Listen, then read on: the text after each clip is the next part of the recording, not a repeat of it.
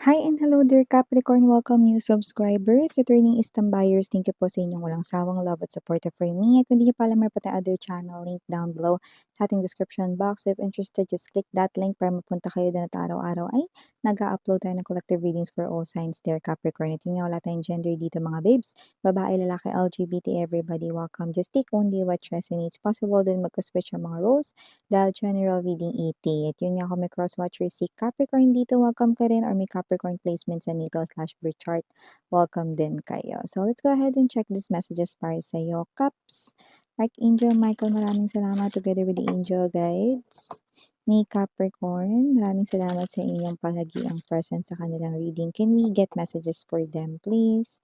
What do we have here for Capricorn? Mga mensahe for them. Can you please show me? Capricorn.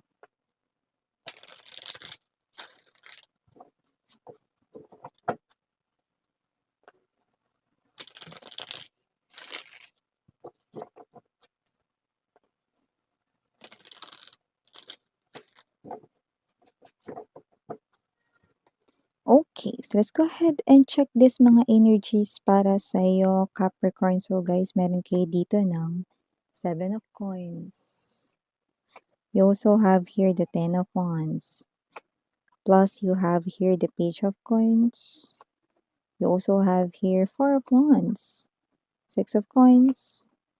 Death energy, death or rebirth. Bottom of the deck for you, Capricorn. We have here this 3 of Swords, 9 of Wands, 4 of Swords. Yan. Masabi ko lang rito, sa pinakauna kong nakuha ritong message, no, bahala siya sa buhay niya.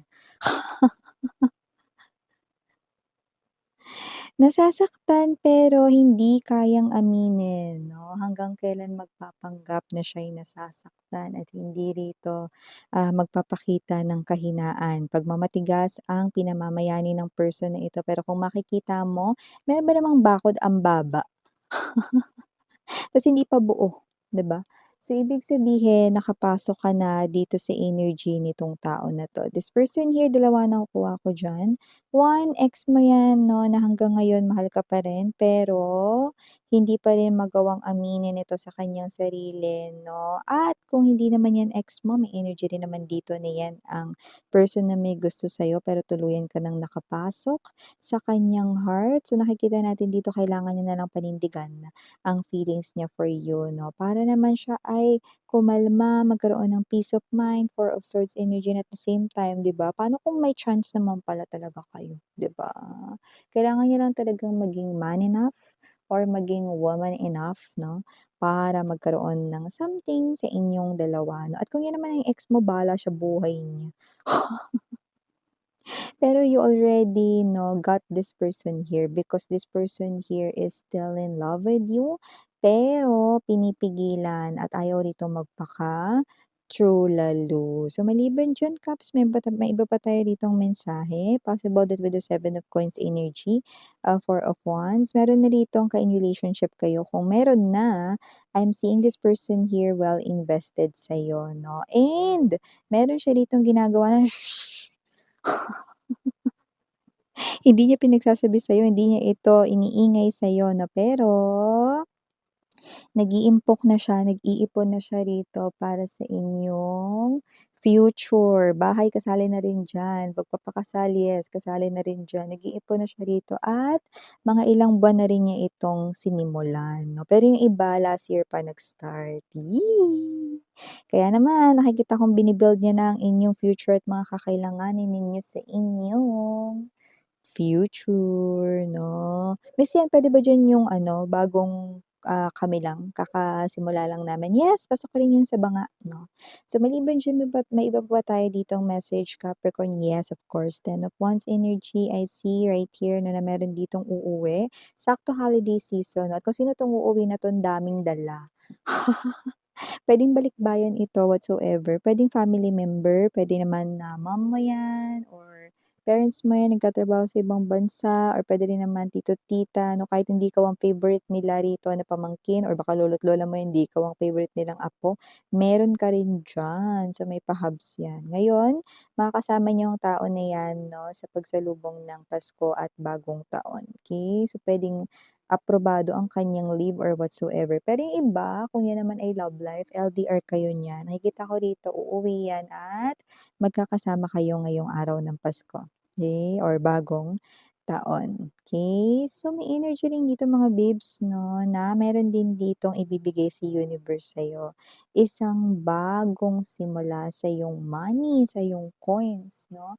Kaya kung nakikita mo yung self mo sa trabaho na 'yan 'no, na na okey naman, na-miss 'yan dito sa work ko, keri naman 'no, nakikita ko may changes diyan sa 2026. Makikita mo 'no, na dun sa bago mo rito na career, job, yung iba kasi change career nakita natin dito, yung iba naman doesn't have to be change career, change company lang, change job, 'yan 'no. So, may energy ring gano'n. So, mabibiyayaan kayo rito 'no, ng rebirth with this death energy. I'm seeing new beginning sa money ninyo and mas mataas yung kita dito, mas maganda yung mga benefits and at the same time, nakita rin tayo dito ng energy 'no, na kung sino man yung mga makaka-resonate dito, I'm seeing you na lilipat rito ng bagong, trabaho or puwedeng pagpapalit ng bagong negosyo 'no, so nakikita natin dito, okey? Pero kung ano man ito, have 'no, talaga naman na ito ay maganda talaga na nakikita nating opportunities when it comes to your money. Sakto kasi 2026 'di ba? Ang importante naman dito yung magandang panimula, magandang simulain. 'Yan. So, maliban diyan Capricorn, nakakita rin tayo dito ng energy 'no, na posibleng meron ditong nasasaktan ng palihim, a friend of yours. And for some reason, hindi ko naman nakikita na nagagalit siya sa'yo. Medyo mature siya mag-isip 'no. Pero bigyan ko ka example, ito kasi yung pinakauna kong naiisip, eh.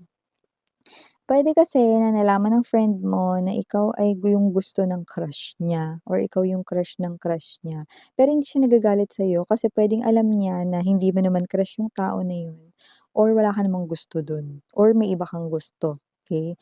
Yun nga lang nasasaktan siya rito 'no, at yun nga medyo nagagalit rin siya sa self niya 'no, kasi nga naman parang ang hirap naman ng sitwasyon niya kasi parang hindi siya magkagusto rito sa iba, 'yan. Gano'n talaga kapagka in love ka, hindi mo puwedeng sabihin na iba na lang yung magustuhan mo or whatsoever 'no. So, puwedeng kasi involved ka rin dito, eh, sarili niya 'tong heartache pero kasali ka, eh. So, puwedeng baka ikaw yung crush ng crush niya pero hindi siya galit sa'yo directly, kasi nga alam niya na puwedeng hindi mo naman gusto yun or may iba kang gusto, okey. Alam niya na wala ka namang ano dun, kasalanan dun, 'yan, okey?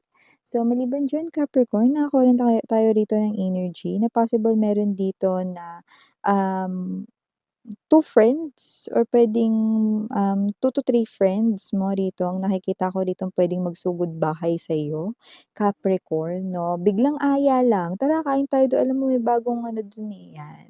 So, maaaring mga babes na sumama ka rito dahil wala ka rin namang magagawa, pipilitin ka nila.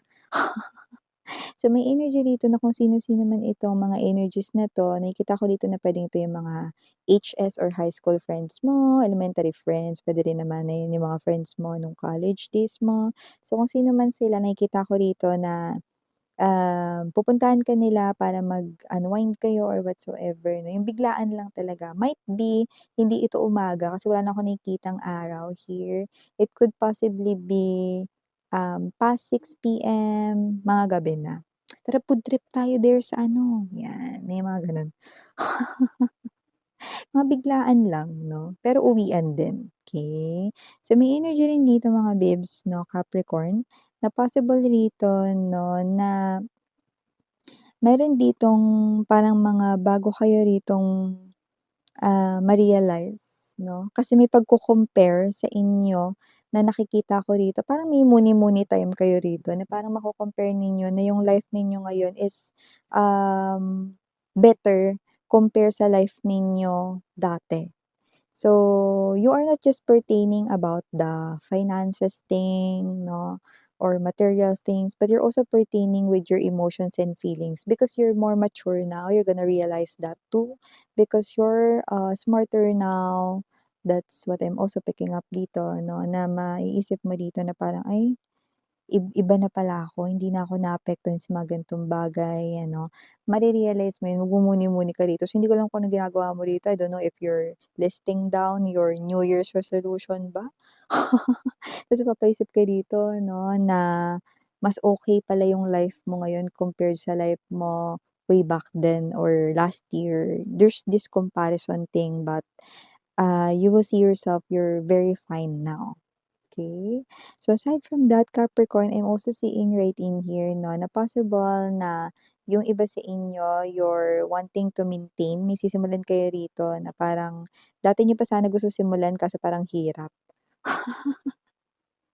Example na puwede ko ibigay dito kunwari exercise 'no, ang hirap kaya simulan ng exercise lalo 'pag tinatamad ka ta's umaga 'di ba? Eh, pero nakikita natin dito na kung ano man 'tong klase ng energy na 'to 'no, parang gusto mo naman itong ituloy-tuloy. Something to do with not really body fit or having that kind of abs 'no, pero you're into this kind of energy na alalay sa food, puwedeng not too much rice yung kainin or not too much extra rice, mga ganyan. Or bawas sa sweets 'no, or sa mga soft drinks 'no, yung mga gano'n. Healthy lifestyle yung nakikita ko dito, not really into kasi gusto ko magka-abs or kasi, meron akong gustong pormahan, hindi, you're doing this for yourself. You're doing this because you want to live longer, okey, and you're doing this because meron akong nakikitang motivation dito, parang excited ka about something sa future. Pero if this is you excited ka about something sa future pero hindi mo alam anong meron dun, then definitely, you are one of the chosen people to experience this. Ibig sabihin ngayon pa lang ramdam mo na kailangan mong i-prepare yung self mo dito because you will see yourself right here in a different pace, in a different chapter, in a different life. Yan. So probably there are positive changes sa life mo starting 2026, no? And you will see it right before your so yan mga babes 'no, Capricorn, please watch 'no, yung ating reading, okey, mamaya na, atin yun 'no, dito pa rin sa channel natin sa The High Priestess 'no, so maaaring maka-resonate ka dun, maybe you are one of the chosen ones. So yeah, these are all the messages for you, Caps. Thank you again. I'm Mariana Oni, sarang heya, love and lights. Annyeong.